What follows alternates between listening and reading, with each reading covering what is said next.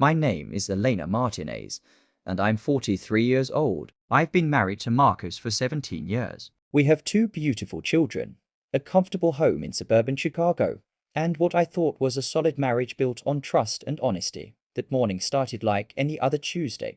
I was cleaning our master bathroom, running the shower to rinse away the soap scum when I saw it. A single blonde hair, long and silky, caught in the drain cover. I stared at it for what felt like an eternity. My hair is dark brown, almost black, worn long and straight. Marcus has close-cropped black hair. Neither of us is blonde. Neither of us has ever been blonde.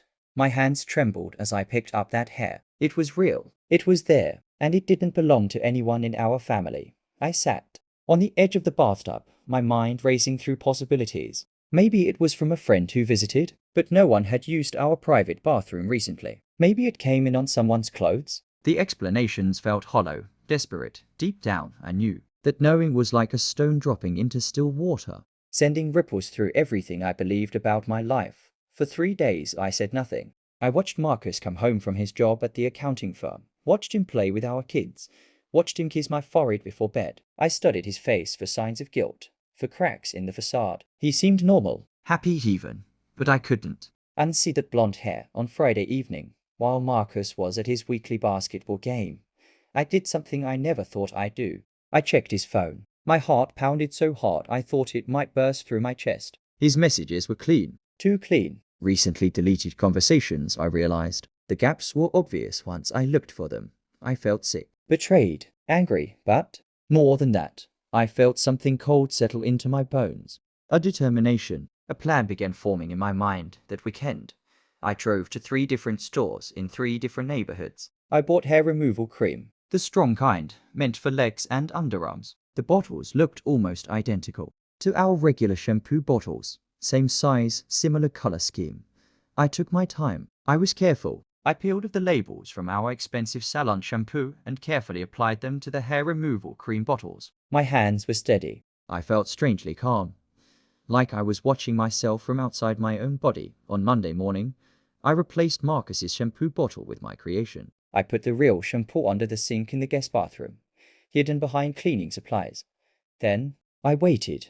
Marcus showered every morning at 6:30, like clockwork. That Tuesday morning, I was in the kitchen making coffee when I heard it. A sound I'll never forget. A strangled gasp, then a shout. Elena! Elena! I climbed the stairs, slowly, my heart racing but my face composed. When I reached the bathroom, Marcus was standing in front of the mirror, his hands on his head, his eyes wide with horror.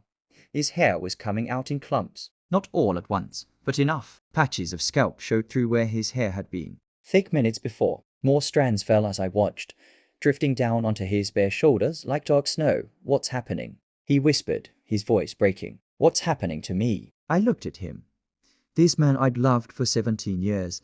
This man who'd betrayed me. And I felt nothing but cold satisfaction. I don't know, I said quietly. Maybe you should see a doctor. The dermatologist said it was sudden onset alopecia areata, a stress-related autoimmune condition. Marcus was devastated. He'd always been proud of his appearance, his thick hair. Now he was going bald in irregular patches, looking like someone had taken scissors to his head randomly. He started wearing hats everywhere, baseball caps to the grocery store, beanies to work. He became withdrawn, self-conscious. He stopped going to his basketball games, stopped meeting friends for drinks. I watched it all with a strange detachment. But then something happened I didn't expect. 3 weeks after the hair incident, Marcus broke down crying at the dinner table. Our children had gone to their rooms, and we sat in the quiet kitchen, plates of half-eaten food between us. I'm so sorry, he sobbed, his face in his hands. Elena, I'm so sorry. I went very still. Sorry for what? He looked up at me, his eyes red and swollen. For Ashley, for the affair, for betraying you and our family. I ended it. I swear I ended it. But the guilt is eating me alive. I think that's why this is happening to me. My body is punishing me for what I did, Ashley. So now she had a name.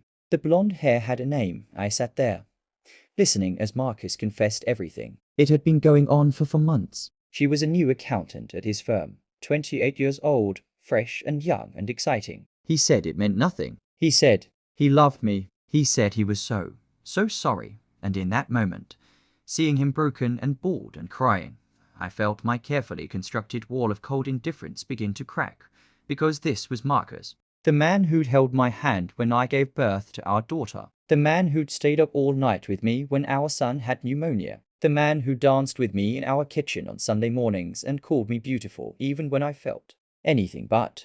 This was my husband. And yes, he'd hurt me, devastated me. But seeing him like this, I realized something important. Revenge wasn't bringing me peace. It was just creating more pain. I know about the hair removal cream, Marcus said suddenly, his voice barely audible. I figured it out last week. The bottles. I saw the real shampoo under the guest bathroom sink. My blood ran cold. Why didn't you say anything? He looked at me with such sadness. Because I deserved it. I deserve every bit of your anger. I deserve to lose my hair and my confidence and to feel as terrible as I made you feel. We sat in silence for a long time. The kitchen clock ticked. Outside, a car drove past. Did you love her? I finally asked. No, his answer was immediate. Never. It was stupid and selfish, and I was flattered by the attention. I felt middle-aged and boring, and she made me feel young again. But I never loved her. I love you. I've always loved you. You destroyed my trust, I said, my voice shaking now. You broke something precious. I know. Tears streamed down his face. I know, and I'll spend the rest of my life trying to earn it back, if you let me.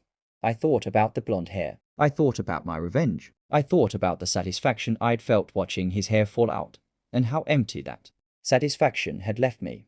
I thought about 17 years of marriage, of history, of love that was real, even if it had been betrayed. I need time, I told him. I need therapy. We need therapy, and I need you to understand that trust isn't rebuilt in a day, or a month, or even a year, whatever it takes, he said. Whatever you need. The next morning, I gave him back his real shampoo. That was 2 years ago. Marcus's hair grew back, patchy at first, then fuller. We went to counseling every week. We had hard conversations. Some nights, I cried myself to sleep. Some nights, he slept on the couch because I couldn't bear to have him near me.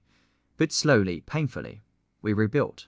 We learned to communicate better. We learned to be honest about our feelings, our fears, our needs. Marcus left his job and found work at a different firm. He gave me access to everything: his phone, his email, his schedule. He earned back my trust drop by drop, day by day. And I learned something too. I learned that revenge, no matter how justified it feels, doesn't heal wounds. It just creates new ones. I learned that forgiveness isn't about forgetting or excusing what happened. It's about choosing to move forward, to not let the betrayal define the rest of your story. I also learned that I'm stronger than I thought, that I could survive betrayal and come out the other side, that I could choose my own path, whether that meant staying or leaving, and either choice would have been valid. I chose to stay, not because I was weak, but because I believed in second chances, because I believed the man I married was still in there, and he was worth fighting for. Our marriage today isn't the same as it was before. It's different, more honest, more intentional. We don't take each other for granted anymore. We work at it every single day. Sometimes I still think about that blonde hair, about the moment everything changed, about the woman I became in the aftermath, cold and calculating and bent on revenge. I am not proud of what I did, but I understand why I did it. And I've forgiven myself, just as I've learned to forgive Marcus. Love, I've learned, isn't just about the good times. It's about whether you can weather the storms together, whether you can look at the broken pieces and decide they're worth putting back together. For us, they were, and that's enough.